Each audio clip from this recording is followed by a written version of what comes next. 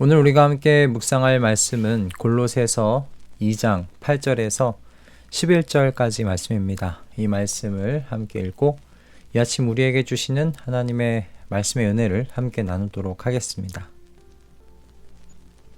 누가 철학이나 헛된 속임수로 여러분을 노획물로 삼을까 조심하십시오. 그런 것은 사람들의 전통과 세상의 유치한 원리를 따라하는 것이요, 그리스도를 따라하는 것이 아닙니다. 그리스도 안에 온갖 충만한 신성이 몸이 되어 머물고 계십니다. 여러분도 그분 안에서 충만함을 받았습니다. 그리스도는 모든 통치와 권세의 머리이십니다. 그분 안에서 여러분도 손으로 행하지 않은 할례, 곧 육신의 몸을 벗어버리는 그리스도의 할례를 받았습니다. 아멘. 오늘은 설교를 시작하면서 먼저 질문을 드려봐야 할 것 같습니다. 여러분은 여러분 자신에 대해서 생각하실 때 부요하다고 생각하십니까? 아니면 가난하다고 생각하십니까? 아니면 가난하지도 부요하지도 않다, 그렇게 생각하고 계십니까? 여러분들이 생각하시는 그 부요함과 가난함을 나누는 기준은 여러분 어떤 것입니까? 혹시 여러분이 가지신 그 기준은 어떤 의미에선 사람들의 전통 또는 세상을 움직이는 어떤 기초적인 원리에 기댄 그런 기준들은 아닌가 한번 물어보고 싶습니다. 무엇을 얼마나 소유할 수 있는지, 얼마나 고민 없이 가질 수 있는지와 같은 기준에 의해서 나의 부요함과 가난함을 나누고 있지는 않으신가, 이렇게 좀 질문을 드려보고 싶은 겁니다. 그런데 성경은요, 성도인 여러분이 자신을 어떻게 생각하시든지 여러분 모두를 부요한 사람이라고 선언하고 있다는 것을 여러분 아십니까? 사도 바울은 골로새 성도들에게 10절에서 똑같은 말을 이렇게 표현하고 있습니다. 여러분도 그분 안에서 충만함을 받았습니다. 아멘. 예수 그리스도께서 이 땅에서 사시는 동안 그분은 기댈 거처 없이 사셨다고 말씀하시죠. 여우도 누울 자리가 있지만 자신은 없다고 말씀하신 것 여러분 기억하실 겁니다. 그러나 예수님께서는 자신을 가난한 자라고 여기신 적이 단 한 번도 없으셨습니다. 왜 그러셨을까? 그리스도 안에 온갖 충만한 신성이 자신의 육체 가운데 머물고 계시다는 것을 알고 계셨기 때문입니다. 하나님의 충만한 신성이 예수님의 육신 안에 머물러 계셨습니다. 그래서 예수님은 누울 자리도 없는 가난한 삶을 사셨음에도 자기 자신을 가난하다 여기지 않으셨어요. 오히려 예수님은 하나님의 신성의 충만함이 무엇인지를 그분의 실제적인 삶의 모습을 통해 보여주셨죠. 예수님은 자신을 통하여 하나님 아버지를 보라고 그렇게 가르치실 정도로 예수님은 하나님의 충만함, 그 신성의 충만함을 사셨습니다. 예수님은 하나님 나라에서 살아간다는 것이 무엇인지를 선포하시기만 한 것이 아니라 그것이 무엇인지를 보여주셨죠. 삶으로 가르치셨습니다. 여러분, 바울 사도의 관심도 훗날 살아갈 미래의 어떤 영원한 삶에 있지 않습니다. 바울 사도의 관심은요, 어떤 의미에선 참 목회적인 관심이에요. 골로새 성도들이 지금 여기서 예수 그리스도께서 바로 그 몸으로 경험하면서 사셨던 그 충만함을 누리고 사는데 관심을 가지고 있습니다.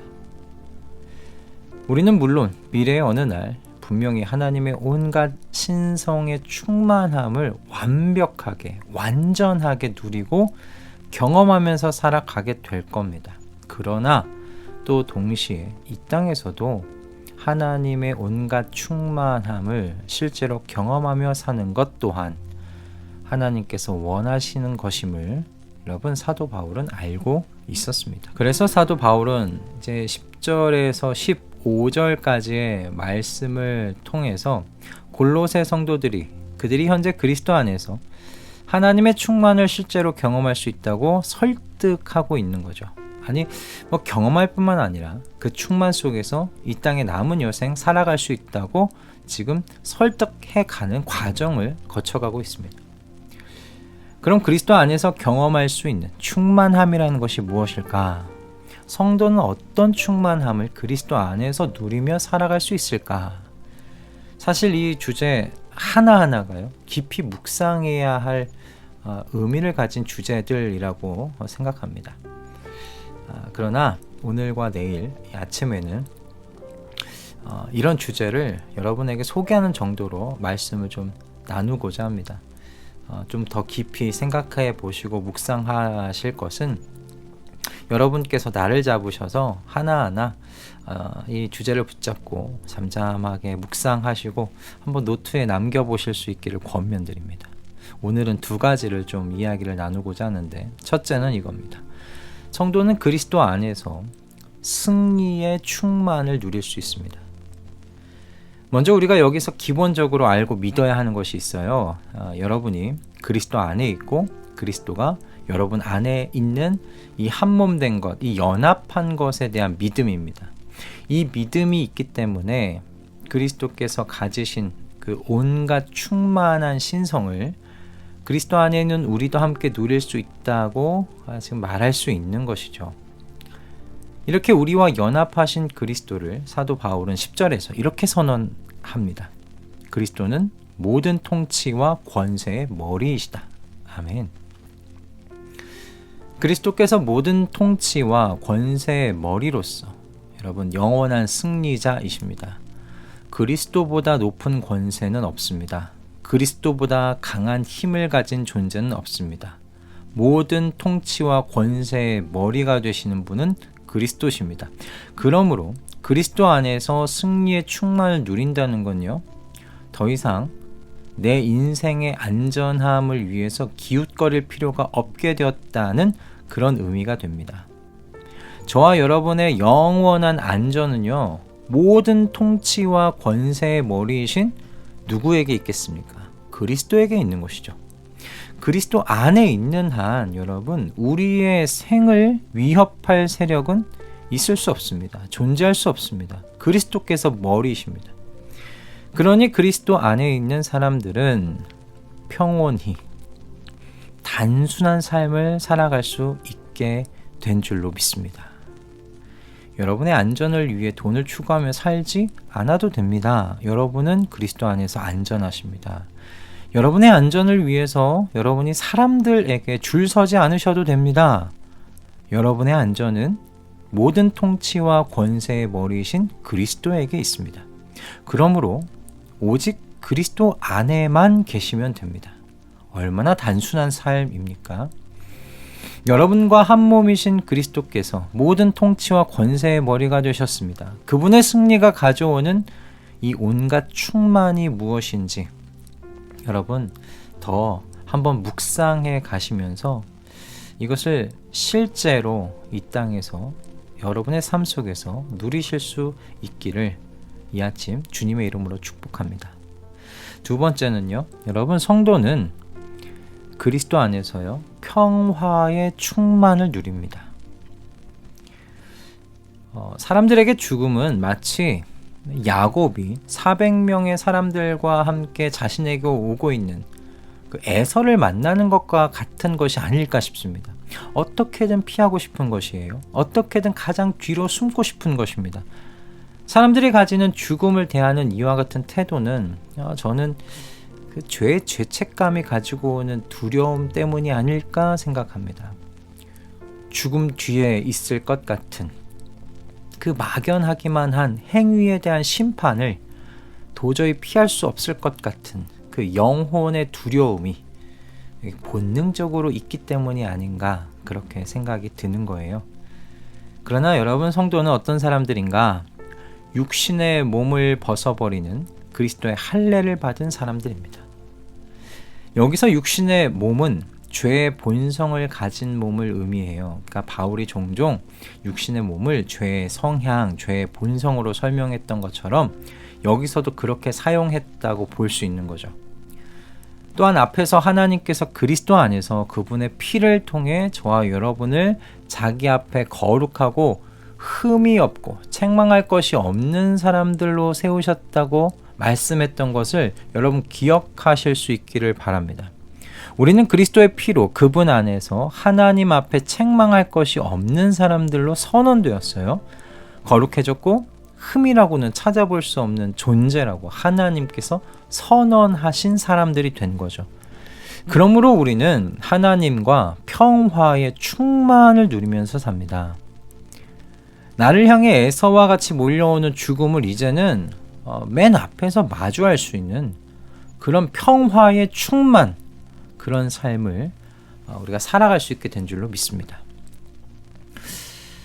오늘 아침에는 이 두 가지 주제만, 충만함 속에 있는 이 두 가지 주제만 좀 생각해 보고자 합니다. 바울 사도는 골로새 성도들이 실제적으로 그리스도 안에서 이와 같은 충만함을 실제로 누리기를 바랬습니다. 바울 자신은 확실히 실제로 그리스도 안에 있는 정말 온갖 충만함을 누리며 살았던 듯 싶어요. 그러니 여러분도 그분 안에서 충만함을 받았습니다 라고 말하는 것이 아니겠습니까? 여러분도라는 이야기는 자기 자신은 그분 안에서 지금 충만함을 누리고 살고 있다는 의미잖아요. 그러므로 제가 바라는 것은 우리가 부유한 사람들로 살아갔으면 좋겠다는 것입니다. 세상의 기준이 아니라 정말 실제 않은 하나님 나라의 기준 안에서 모든 부요함을 가진 사람들로서 지금 이곳에서 살아가시는 저와 여러분이 되었으면 합니다. 그리스도 안에 있는 승리의 모든 충만함을, 그리고 평화의 충만함을 이 아침 깊이 한번 묵상해 보시면서 또 노트에 한번 적어 보세요. 그래서 부유한 사람들로서 오늘이라는 이 하루를 넉넉하게 살아내 보시는 우리 모든 가족분들 다 되시기를 주님의 이름으로 축복합니다. 기도하겠습니다. 주님, 때로 저희는 세상 속에서 세상의 기준을 따라 나를 가난한 사람으로, 많은 것이 부족한 사람으로 바라볼 때가 있습니다.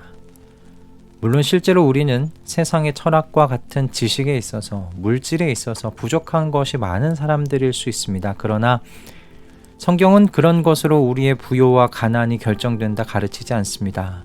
성경은 그리스도 안에 있는가 없는가로 부요함과 가난함이 나뉜다고 가르칩니다. 주님, 그리스도 안에 있는 모든 사람들은 그분의 충만함을 받은 줄로 믿습니다.